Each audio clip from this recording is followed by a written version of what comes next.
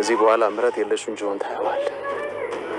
ለማንኛውም ጋሽ አምናለሁ አንበሳዬ።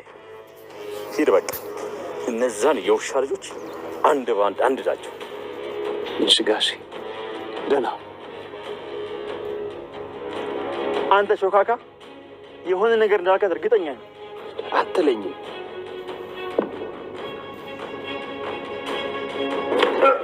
ዝም በል። እስካሁን ለብሌዝ ታግሼ ነበር። እሺ ሰው አዳብኩኝ። ሰው በርዳለከ እንደዚህ ደስ ይላል። ለምን ብሌን? ከዚህ በላይ ምን ልሆንልሽ? ባልቀየር እንደዚህ ሆነ ነበረ? ለምን ብሌን? ለምን?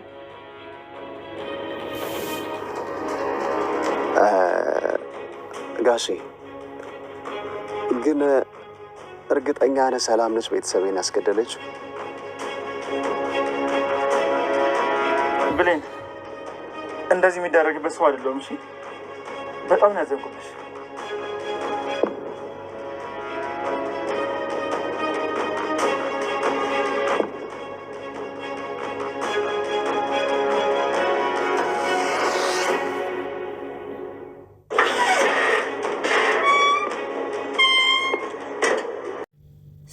ሰላም ጤና ይስጥልኝ ውድ ተመልካቾቼ፣ እንዴት ናችሁ? ደህና ናችሁ ወይ? ሁሉ ሰላም፣ ሁሉ መልካም፣ እግዚአብሔር ይመስገን። እኔ በጣም ደህና ነኝ። ዛሬ ደግሞ እየላችሁ የመጣሁት አደራ ድራማ ክፍል 85 ነው። ሰብና ላይክ እያረጋችሁ ወደዚህ ቻናል ብትቀላቀሉ ደስ ይለኛል። እንግዲህ እየላችሁ የመጣሁት ዳግምና ሳሚ በጣም እየተባሉ ነው። ዳግም ምን ሆኖ ነው? ሳሚስ ምን ሆኖ ነው? ሳሚም የኔ ነች ዳግምም የኔ ነች ይላሉ። ነገሮቹን በጣም እያጣጣፉት እስከሆነ ድረስ ብሌንም ምርጫ ላይ ደረሰች። ብሌን አንዴ ዳግምንም ትፈልገዋለች፣ አንዴ ደግሞ ያኛውንም ትፈልገዋለች።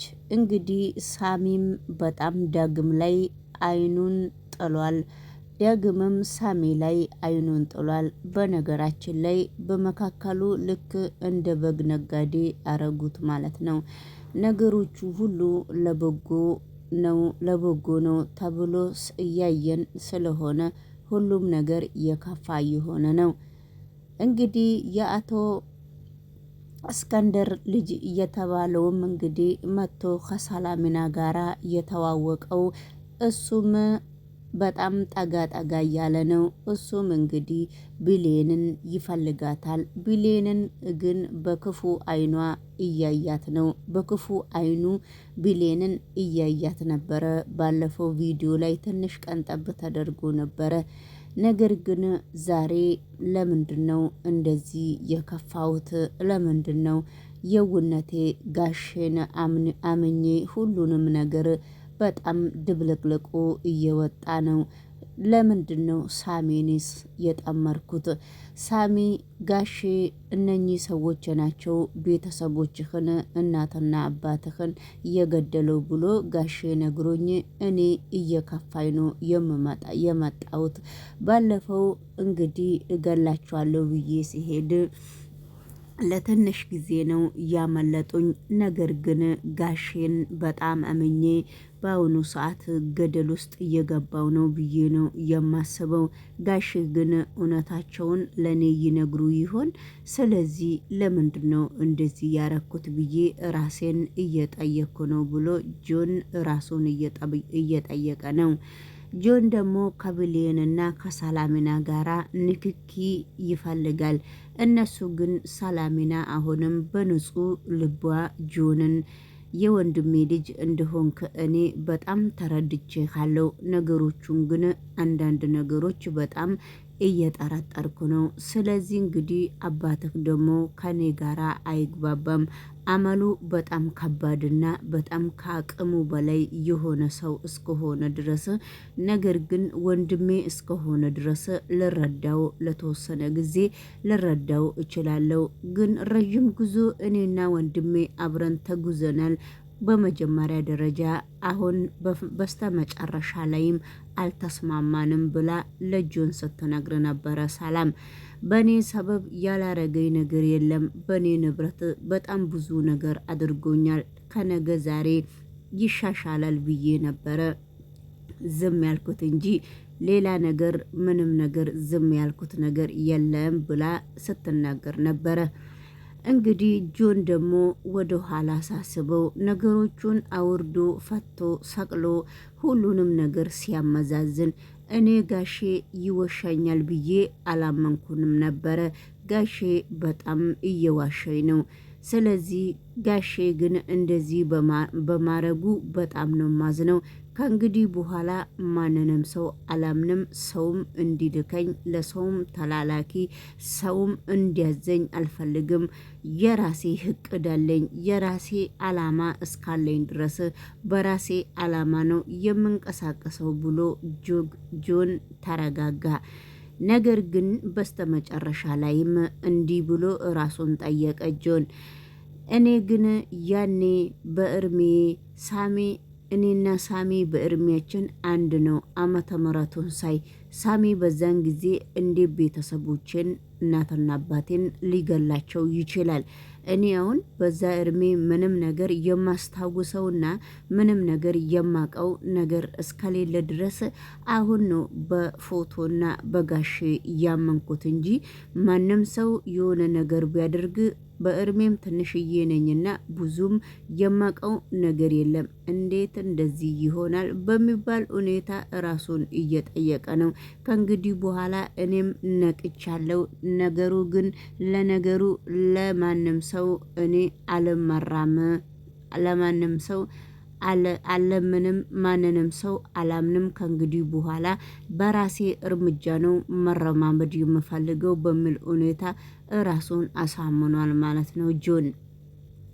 ሰላም ጤና ይስጥልኝ ውድ ቤተሰቦቼ።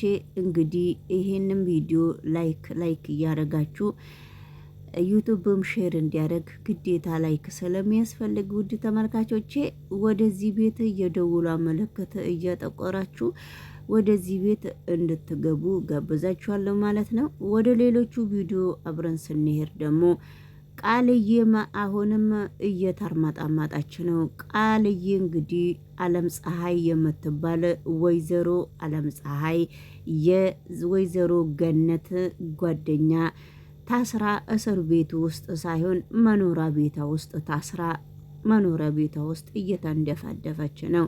ቪዲዮም ላይ ለፍልፋ ነበረና እባካችሁ ድረሱልኝ ስትል ነበረ። የሚደርስላትም ሰው የለም ነበረ። በስተመጨረሻ ላይ የኔ ጓደኛ፣ የኔ ምስጢረኛ፣ የኔ ሁለመና ሁሉንም ነገር ላንቺ ሲጨንቀኝም ሲኖረኝም ባይኖረኝም ላንቺ የምናገረው ለኔ ብለሽ በጣም ብዙ ደረጃ ደርሰሽ ነበረና አሁንስ የት ነው የገባሽው? እኔ ስፈልግሽም አጥቼሻለሁ፣ ስልክሽም አይሰራም ብላ ወይዘሮ ገነት አሸወይናዬ እያለች ነው። ስለዚህ መስተመጨረሻ ላይ ቤት ውስጥም አንኳኩተው ሲፈልጓት ቤት ውስጥም የለችም፣ ውጭም የለችም፣ ሳሎኑ ላይም የለችም። በስተመጨረሻ ላይ ወይዘሮ ገነትና ቃል ክዳን ድንጋይ ይዘው መጥቶ በሩን እየደበደቡ ነበረ። ቃል ክዳን በሩን እየደበደበች ነበረና በስተመጨረሻ ላይም ቃል ክዳን እምቢ አለችና አሰላቃታት።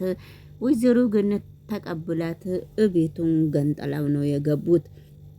እቤቱን ገንጥለው ሲገቡ እሷ ግን ሌላ ፋይል ውስጥ ታማ ተርባ የምትጠጣው ውሃ አታ ነው ቁጭ ያለችው ነበረ። እሷ ቁጭ ስትል እንግዲህ በስተመጨረሻ ላይም በግድ እኔ ዛሬ የሰው ህይወት ማዳን የለብኝም ወይ? ሁሌ እንደዚሁ ክፉ ነች እንደተባልኩ ለምንድነውስ የምኖረው? ነገሮቹን ዛሬ ለምን አላሳድስም? ነገሮቹን እስቲ እኔ አንድ ሰው እንኳን ካዳንኩ ለኔ በጣም ቁም ነገር ነውና እስቲ እባክሽ ፀሐይ ይሄ ነገር እንደ ብሉኮስ ነገር ነውና እስቲ ጠጪው ብላ ስትሰጣት ነበረ። ያችን ስትቀምስ ትንሽ አይኗን ተገለጸችና ውሃ አለች። ወይኔ ዛሬ የሰው ነፍስ አዳንኩ ማለት ነውና እግዚአብሔር ይመስገን በሚባል ቃልዬ በጣም በደስታ ፍንድቅድቅ ብላ ነበረ። ነገር ግን ወይዘሮ ገነት በጣም ደንግጣ እዛው ዝም ብላ ቆማ ነበረ። ለምንድነው እንደዚህ ዝም ብለሽ የምትቆሚው? ያንቺ ችግርስ ምንድነው?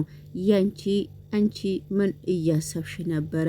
እንደዚህ የሚያረግሽ ነገሮቹ ሁሉ ለበጎ እንደሆነ አታቂም ወይ?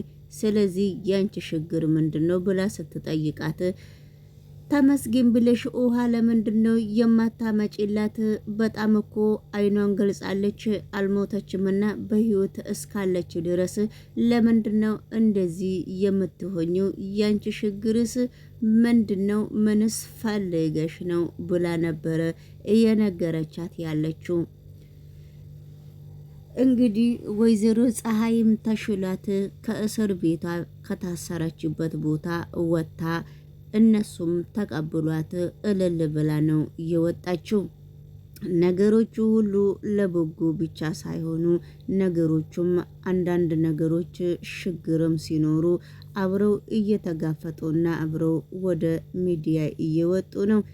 ነገሮቹ ሁሉ ከባድ ሲሆኑ እንግዲህ በአሁኑ ሰዓት አቶ ሳሚ የተባለውም እቃውን ከወይዘሮ ሰላሚና ቤት ለመውሰድ በጣም ዝግጁ ነው። ሰላሚና ወዴት ነው የምትሄደው ብላ ስትጠይቀው ወደ ነበርኩበት ነው የሚሄደው የምትል ቃል ከአንዱ በቱ ወጥታለች። እንግዲህ ውድ ተመልካቾቼ ቪዲዮ በመካከሉ ገብቶብኛል፣ ግን ሳይለንት ነው፣ ችግር የለውም። ሰላም ጤና ይስጥልኝ ውድ ቤተሰብ። እንግዲህ ይህንን ቻናል ላይክ እና ሰብ እያረጋችሁ ወደዚህ ቻናል ተቀላቀሉ እያልኳችሁ ሁሌ ጋብዛችኋለሁ። እናንተ ግን ዝም እያላችሁ ነውና እንግዲህ ውድ ተመልካቾቼ ነገሮቹ በጣም እየተጧጧፉ ነውና ወይዘሮ ሰላሚናም እንግዲህ አመሰግናለሁ ጆን፣ ሁሉንም ነገር በየአንዳንዱ እኔ ለጊዜው አላመንኩህ ነበረና ነገሮቹን በየአንዳንዱ ስለነገርከኝ በጣም ደስ ብሎኝ በጣም ነው የማመሰግነው፣ ክብርልኝ በሚል ሁኔታ እንግዲህ እየተነጋገሩ ነው። ሰላም እንግዲህ ቤተሰቦቼ ነገሮቹ ሁሉ እንግዲህ በስተመጨረሻ ላይም ሳሚና ማን ነው ዳግም በጣም ሊደባደቡ እየደረሱ ነው። እንደገና ደግሞ ጆንና እስከንደርም በጣም እስከንደር ሌላ ቦታ ጆን ወስዶት እያዋራው ነበረና በጣም በሚገርም ሁኔታና በጣም በሚያሳዝን ሁኔታ ነገሮቹ ሁሉ በጣም ከባድ እየሆኑበት ነበረና ጆን አንዳንድ ነገሮች በግልጽ እየተናገረና አንዳንድ ነገሮች እውነትና ውሸቱን ለይቶ ሊናገር አልቻለምና ከእንግዲህ በኋላ እኔ ማንንም ሰው አላምንም ብሏል። ለምንድነው ብሎ ሲጠይቀው እኔ የማለምንበት ምክንያት አለኝ። የኔ ምክንያት በጣም ከባበድ ስለሆኑ ስለዚህ እንግዲህ አንተ እኮ ጀግና ነህ። በጣም ከፍቶታል ጆን። ግን አቶ እስከንደር አንተ በጣም ጀግና ሰው ነህ። ለምንድነው እንደዚህ የምትለው? ለምንድነው ይሄንን አክል የሚከፋህ? በሚባል ሁኔታ በጣም እየተነጋገሩ ነው። ውድ ተመልካቾቼ እንግዲህ ነገሮቹ ለነሱ ከባድ ቢሆንም ለአቶ እስከንደርም እባክህ ቢሌንን አትግደላት፣ ቢሌንን ከገደልካት እኮ እኔ በፍጹም ላምን አልችልም። በፍጹም እንደዚህ ለማድረግ እኔ በጣም ይከብደኛልና ስለዚህ ሁሉም ነገር ለበጎ ይሁኑ፣ ሁሉም ነገር ለሰላም ይሁኑ ብሎ እየተናገረ ነውና እሷን ደግሞ እንደዚህ አደባባይ ከገደልካት ነገሮቹ ሁሉ በጣም እንደሚበላሹና ነገሮቹ ሁሉ እንደሚበጣበጡ እወቅ ብሎ እንግዲህ ነግሮታል ማለት ነው። ምንድን ነው የማቀው ስለዚህ ብሎ ሲጠይቀው አይ ነገሮቹ የከፋ ስለሆነ እሷም አሁን ነቅታለች ይመስለኛልና ነገሮቹን እንደዚህ አታድርግ በማለት እየተነጋገሩ ነው ማለት ነው። ስለዚህ እንግዲህ እኔ መጀመሪያ ከአንተ ጥፋት ከማጥፋትህ በፊት